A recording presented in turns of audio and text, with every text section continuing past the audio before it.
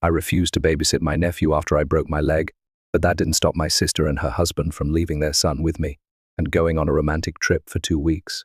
They'll cheer fine, and he's not a baby, so I decided I was having a pretty good day. I got my hair done at the salon downtown, nothing fancy, just a trim and some layers to frame my face. I'd been putting it off for weeks because of work, but finally managed to squeeze in an appointment. Walking out of there, I felt like a new woman, despite the heavy grey clouds that threatened more snow. My name's Laura, by the way, 30 years old, working as a project manager at a marketing firm. It's not the most glamorous job in the world, but it pays the bills, and I'm good at it. I live alone in a modest one-bedroom apartment on the east side of town. My family situation? Well, that's complicated. I have an older sister, Emily. She's 35, married to Mark, and they have a son, Ethan. He's 6 and a complete handful. Emily's always been the golden child in our family. My parents, James and Margaret, have never tried to hide the fact that they favor her. Growing up, she got the bigger bedroom, the better Christmas presents, and all the attention. I got used to it, though sometimes it still stings. Anyway, back to that winter day. I was walking home from the salon, admiring my reflection in the store windows. The sidewalks were slick from the melting snow, but I wasn't really paying attention. Big mistake. 1 second I was walking, the next I was airborne. My feet went out from under me, and I landed hard on my right side. The pain was immediate and intense. "Oh, my God, are you okay?" A woman rushed over to me, her face creased with concern. I tried to stand up, but the moment I put weight on my right leg, white-hot pain shot through me. "I think I hurt my leg," I gasped. "Don't move," said a man who had also stopped to help. "I think it might be broken." The woman introduced herself as Sarah, and the man as her husband, Tom. They offered to drive me to the hospital, which was a godsend because there was no way I could have walked or even hobbled to catch a bus. At the hospital, they took X-rays right away. The doctor confirmed what I'd already suspected, a clean break in my tibia, right below the knee. "You're going to need a cast," he told me, showing me the X-ray, "and you'll be off your feet for about 6 to 8 weeks. They put a splint on first, then the cast. The whole process was uncomfortable, but they gave me painkillers that took the edge off. When they were done, I looked down at my new white accessory. Inside, this was going to complicate things. The hospital arranged a taxi to take me home. Getting up to my 3rd-floor apartment was a challenge with the crutches they'd given me, but I managed it eventually, sweaty and exhausted. The first thing I did when I got inside was call work. "Laura, what happened?" My boss, Karen, asked when I explained the situation. "Slipped on some ice. Broke my leg," I said, trying to sound more cheerful than I felt. "Doctor says I'll be out of commission for a while." "Don't worry about the Jenkins project," Karen assured me. "We'll handle it. Just focus on getting better." That was a relief. At least work wasn't going to be a problem. After hanging up, I looked around my apartment and realized just how difficult the next few weeks were going to be. Everything seemed suddenly far away and inaccessible. Even getting myself a glass of water was an ordeal, balancing on one leg while trying not to fall over. I tried to make myself some dinner, but standing at the stove was exhausting. I ended up just eating some crackers and cheese before collapsing on the couch. That's when I remembered I should probably let my parents know what happened. I called them, but no one picked up. Typical. I sent a text instead. "Hey, just wanted to let you know I slipped on ice today and broke my leg. Going to be in a cast for 6 to 8 weeks. I didn't expect much of a response. My parents had never been the nurturing type, at least not with me, but I still felt I should inform them. About 20 minutes later, my phone buzzed with a reply from my mother. "Laura, you're always so inattentive and clumsy. This is what happens when you don't watch where you're going. We can't visit right now because we're busy with the renovations at Emily's house. Try to be more careful next time. No, are you okay? No, do you need anything? Just blame and excuses." I tossed my phone aside, fighting back tears. I don't know why I expected anything different. They'd always been this way, cold, dismissive, quick to criticize. Still, it hurt every time. I hobbled to the bathroom, brushed my teeth, and somehow managed to get ready for bed. As I lay there, staring at the ceiling, I tried to banish the unpleasant thoughts about my family. Tomorrow would be another day, and I'd figure out how to manage. I always did. I woke up the next morning to the insistent ringing of my phone. My leg throbbed despite the painkillers, and I fumbled for my phone on the nightstand. It was Emily. Great, just what I needed. She didn't even bother with a greeting. Laura, our house is being renovated, so I'm bringing Ethan over to you today. I blinked, still half asleep. Emily, I broke my leg yesterday. I'm in a cast. I shifted painfully in bed, trying to sit up. Yeah, Mum mentioned something about that. Her dismissive tone made my blood boil, but it's not a big deal. You don't need 2 good legs to babysit. I couldn't believe what I was hearing. Are you serious right now? I can barely move around my apartment. Don't be so dramatic. No one's asking you to play soccer with him or anything. Just sit with him, entertain him, cook his meals. You know he only eats home-cooked food. Cook? I nearly shouted. Emily, I can't stand at the stove. It's painful, just to get to the bathroom. The anesthesia has worn off, and my leg hurts like hell. God, you're such an egoist, she spat and hung up on me. I stared at the phone, in disbelief. This was low, even for Emily. She knew I regularly watched Ethan for her. Last time he was here, he'd drawn all over my living room wall, with permanent markers, emptied a bottle of dish soap onto my kitchen floor to make it slippery like ice, and tried to flush my jewelry down the toilet to see if it would disappear, and that was when I had 2 working legs to chase after him. 15 minutes later, my phone rang again. This time it was my mother. Laura, she began in her scolding voice, the one she'd used throughout my childhood. How could you refuse to help your sister? She needs someone to look after Ethan. I cut her off. Mum, are you hearing yourself? I'm at home with a broken leg. I physically cannot chase after a 6-year-old right now. You're just making excuses. You're perfectly capable of watching one little boy, broken leg or not. I was too tired and in too much pain for this. Mom, I'm out of commission for at least a month. Please don't call me with these requests again. I hung up before she could respond and turned off my phone. I needed some peace. Using my crutches, I hobbled to the kitchen. It took me nearly 20 minutes to make a cup of hot chocolate. As I sipped it, I couldn't help feeling sad. Not once had they asked how I was doing or if I needed anything. They only called when they wanted something from me. That evening, my doorbell rang. I made my way slowly to the door, expecting to find Emily there with Ethan in tow, ready to force the issue. Instead, I looked through the peephole and saw my friends, Claire and Beth. I opened the door, confused. What are you guys doing here? Claire put her hands on her hips. We just found out from Karen at work that you broke your leg yesterday. Why didn't you tell us? I felt embarrassed suddenly. I didn't want to bother you guys with my problems. Bother us? Beth looked outraged. We're your friends, Laura. That's what we're here for. For a second, I was worried they were actually mad, but then I saw the smile tugging at Claire's lips. They bustled past me, arms full of grocery bags. We brought enough food to last you a week, Beth announced, heading straight for my kitchen, all ready to eat or just needing to be heated up. I was speechless as I watched them unload containers of soup, casseroles, sandwiches, and salads into my fridge. You guys didn't have to do this, I finally managed to say, my throat tight with emotion. Shut up and sit down, Claire ordered, though her tone was gentle. We're also going to clean your apartment. So I sat on the couch with my leg propped up while they vacuumed, dusted, and cleaned my bathroom. After they were done, we ordered pizza and watched a movie together. It was the best evening I'd had in a long time. When they left around midnight, Claire hugged me carefully. Call us if you need anything seriously, anything at all. We mean it, Beth added. Don't be a hero. After they left, I sat in my clean apartment, surrounded by their thoughtfulness, and realized something. My friends were more family to me than my actual family had ever been. The next week passed slowly. My leg was healing, but I still couldn't walk properly, even around the house. I was getting better at managing with the crutches, though I dropped a lot of things and got frustrated easily.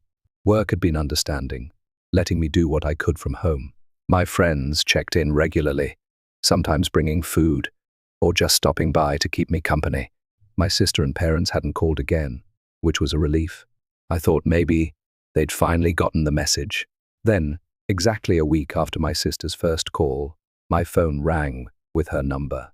Against my better judgment, I answered. Hey, Laura, She sounded cheerful, which immediately put me on guard. Emily, I said, neutral. So, Mark and I are celebrating our 10th anniversary next week. She gushed. We've decided to go to the Maldives for 2 weeks. Isn't that amazing? Congratulations, I mumbled, unsure why she was telling me this. That sounds really nice. Yeah, it's going to be incredible. Anyway, we're leaving this Sunday, and we've decided not to bother with a babysitter since you're at home anyway. You can watch Ethan for the 2 weeks we're gone. I nearly dropped the phone. What? Emily, I still have a broken leg. I'm not at home anyway. I'm recovering from a serious injury. Oh, come on, it's been, 2 weeks? You're fine. Ethan's not a baby. He just needs meals, some entertainment, and a place to sleep. No, I said firmly. I can't do it. I'm sorry, but I physically cannot take care of a 6-year-old right now, especially not for 2 whole weeks, she exploded. You selfish bastard. You're just lying around doing nothing while I need help. You've always been lazy, but this is a new low, even for you. I was shocked at her venom. Emily, I literally broke my leg. Why can't Mom and Dad watch him? They're supervising the renovation of our house, she snapped. They can't look after Ethan at the same time. The pieces clicked into place. The renovation was more important than me, their injured daughter, and now it was more important than their grandson too. Everything made sense now. I'm sorry, Emily, but I can't help you, I said firmly. You'll need to find someone else. You're ruining everything, she shouted. We already bought the packages. That's not my problem, I replied, then hung up before she could say anything else. Almost immediately, my phone buzzed with text messages from her. You're going to ruin our anniversary trip. We can't get a refund this late. Why are you being so selfish? I didn't respond to any of them. What was there to say? She wasn't listening to reason. An hour later, my mother called.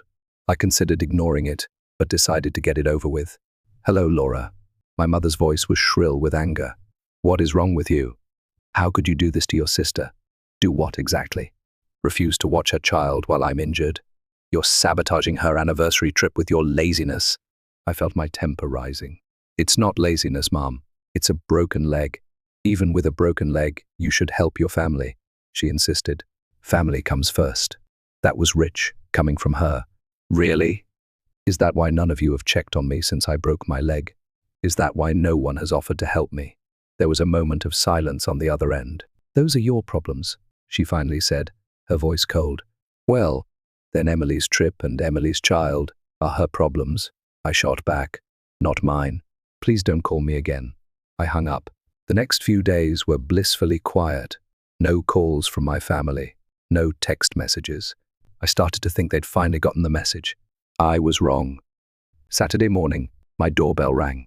I wasn't expecting anyone, and my friends usually texted before coming over. Using my crutch, I made my way slowly to the door and looked through the peephole. My heart sank. There stood Emily, Mark, and Ethan. I opened the door but blocked the entrance with my body and crutch. What are you doing here? Emily smiled, but it didn't reach her eyes. She put her hands on Ethan's shoulders and pushed him forward slightly. We're dropping Ethan off. Our flight leaves tomorrow morning, and we have some last-minute shopping to do. I stared at them in disbelief. I told you I can't watch him. Mark stepped forward. Look, Laura, it's just for 2 weeks. We really need this break, and I really need to recover from my broken leg, I replied. I'm sorry, but no. Emily's face hardened. You're being ridiculous. It's just a leg. I gestured at my cast. A broken leg, Emily. I can barely take care of myself. You need to find someone else. Emily's face turned red. We don't have anyone else. Mom and Dad are busy with our renovation. That's not my problem, I repeated, and started to close the door. Mark stuck his foot in the way. You can't just leave us stranded like this. I'm not stranding you. I'm saying no to an unreasonable request. Emily suddenly looked calculating. Fine. We'll just leave Ethan here in the hallway. You won't be able to leave him out there. I felt a flash of anger. If you abandon your child on my doorstep, I will call the police. They take child abandonment very seriously. You could lose custody. Her eyes widened in shock. You wouldn't dare. Try me, I said, keeping my voice level. I've told you repeatedly that I cannot care for him. If you leave him anyway, that's abandonment. Ethan began to look scared, clutching his dinosaur backpack tightly. You're ruining everything, Emily cried, tears springing to her eyes. Our anniversary, our trip. I refuse to be manipulated. You're the ones who planned a trip without securing childcare first. That's on you, not me. With that, I slammed the door shut. I heard Emily shriek in outrage from the hallway. You dumb bastard, she screamed, kicking my closed door hard enough to make it shake. I could hear Ethan start crying at his mother's outburst. You'll regret this. I watched through the peephole as they stormed off down the hallway, Ethan struggling to keep up with his mother's angry pace. When they were gone, I leaned against the door, my heart pounding. I'd never stood up to my sister like that before. I hobbled to the kitchen and made myself a cup of hot chocolate to calm my nerves. My hands were shaking as I stirred in the marshmallows. An hour later, my phone started ringing again. My mother. I ignored it. Then my father. I ignored that too. Then a string of text messages from both of them, which I didn't read. Finally, a lengthy message from my mother appeared. Laura, you are a terrible daughter. Your sister is devastated by your selfishness. They decided to go on their vacation anyway and left Ethan with us. Now we are forced to suspend the renovations on your sister's house because we have to look after our grandson. This is all because of you and your selfishness. From this day forward, we don't want any contact with you. You are no longer part of this family. I read the message twice, then let out a laugh that surprised even me. They were cutting me off? That was supposed to be a punishment? I felt a weight lift from my shoulders. Without hesitation, I blocked all their numbers, my mother, my father, Emily, and Mark. It was surprisingly easy to tap that block button, like cutting away a tumor that had been growing for years. Next weekend, I got a call from my aunt, Patricia, my mother's sister. We'd always been close, though we didn't talk often since she lived across the country. Laura, darling, I just heard from your mother that you two aren't speaking anymore. She says you've been very selfish. I sighed. Let me guess. She didn't mention that I broke my leg, and no one from the family even came to check on me. There was a pause. You broke your leg? When I told her everything, the accident, my parents' dismissive responses, Emily's demands for babysitting, and finally the confrontation at my door. Oh, Laura, Aunt Patricia said when I finished, I'm so sorry. Your mother just told everyone you refused to help your sister, for no reason. This puts things in quite a different light. I figured as much, I said, not really surprised. I'll make sure the rest of the family knows what really happened, she promised. Not that you need to worry about what they think, but I can't stand the thought of your mother spreading lies about you. Thanks, Aunt Patricia. I appreciate that. After we hung up, I sat on my balcony, watching the sunset. I thought about the last 2 months and how much had changed. Yes, I'd broken my leg, but in a way that accident had freed me. It had shown me who truly cared about me and who didn't. After my conversation with Aunt Patricia, I felt a sense of relief wash over me. Not that I cared much about what extended family thought, but it was nice to know someone was standing up for me. The weeks passed, and my recovery continued steadily. Physical therapy with Daniel became the highlight of my week. He pushed me just enough to make progress without overdoing it. By the end of the 2nd month after the accident, I was walking with only a slight limp. The doctor said I could return to work, though I should still take it easy on the stairs. My first day back at the office was surprisingly emotional.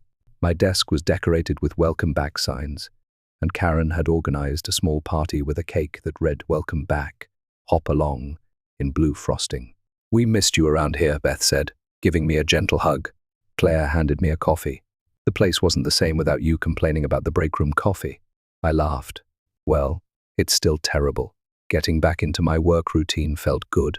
The Jenkins project had been completed without me, but there were new challenges waiting, and I was eager to dive in. Sitting at home for weeks had made me realize how much I actually enjoyed my job. A few days after returning to work, I got a text from Aunt Patricia. Just had lunch with your cousin Sophie. Set the record straight about everything. She sends her love and says to call her sometime. More messages like that came over the next few weeks, various relatives reaching out, apologizing for believing my parents' story, offering support. It was nice, but also strange. These were people I saw maybe once every few years at family gatherings. Their opinions, while appreciated, didn't really change my day-to-day life. What did matter were the friends who'd shown up when I needed them. Claire and Beth had been my rocks, but others had stepped up too. My neighbor, Mr. Lee, had started bringing me groceries once a week. My college friend Nicole, who lived across town, had sent care packages. Even my barista at the local coffee shop had kept my favorite muffin aside for me when I'd finally managed to hobble there one evening. About 3 months after the accident, I was having dinner with Claire and Beth at my place when Claire asked, "Have you heard anything from your parents or sister?" I shook my head. "Not since I blocked their numbers. Aunt Patricia says they're still bad-mouthing me to anyone who'll listen. Does that bother you?" Beth asked gently. I thought about it. Honestly, not as much as I expected. It's like once I accepted that they'll never change, it stopped hurting so much. Claire raised her glass. "To toxic family members, may they stay blocked forever." We all laughed and clinked glasses. That night, after they left, I stood on my balcony, looking at the city lights. My leg was healing well, only giving me trouble when I pushed myself too hard or when rain was coming. The physical pain was fading, and surprisingly, so was the emotional pain. For years, I'd tried to earn my family's love and approval. I'd babysit whenever Emily asked, listened to my mother's criticisms without complaint, accepted that I would always be second best to my sister. The broken leg had forced me to say no for once, and that had changed everything. As spring turned to summer, I found myself embracing my new freedom. I joined a book club that met Wednesday evenings, something I could never have done when I was at Emily's beck, and called for babysitting. I signed up for a weekend cooking class, started dating again, and even planned a solo trip to the coast for the fall. Occasionally, I thought about Ethan. He was just a kid, caught in the middle of all this. I hoped my parents were at least being kind to him while they watched him. Maybe someday, when he was older, we could have a relationship separate from his parents. I'd like that. One Saturday morning in July, almost 6 months after my accident, I was at the farmer's market when I thought I glimpsed Emily in the crowd. My heart raced for a moment, but then the woman turned, and it wasn't her. I was surprised to realize I felt disappointed. Some small part of me had hoped it was her, that maybe she'd changed, that she wanted to apologize. But that was unlikely. People like my sister and parents rarely admitted they were wrong. They'd probably go to their graves believing I was the selfish one who had wronged them, and that was okay. I couldn't control what they thought or said about me. I could only control my own actions and choices. That evening, I met up with friends for dinner at a new restaurant downtown. As I looked around the table at these people who genuinely cared about me, who had shown up when I needed them, who respected my boundaries, who loved me for who I was, I felt truly grateful. 2 weeks later, Aunt Patricia called with news. "Your mother's been telling people you reached out begging for reconciliation, but she refused." I laughed. "That's creative. I haven't unblocked their numbers." "I figured as much," she said. "How are you doing, really?" "I'm good," I said, realizing I meant it. Better than I'd been in a long time. After we hung up, I made myself a cup of hot chocolate, still my comfort drink of choice, and settled on the couch with a book.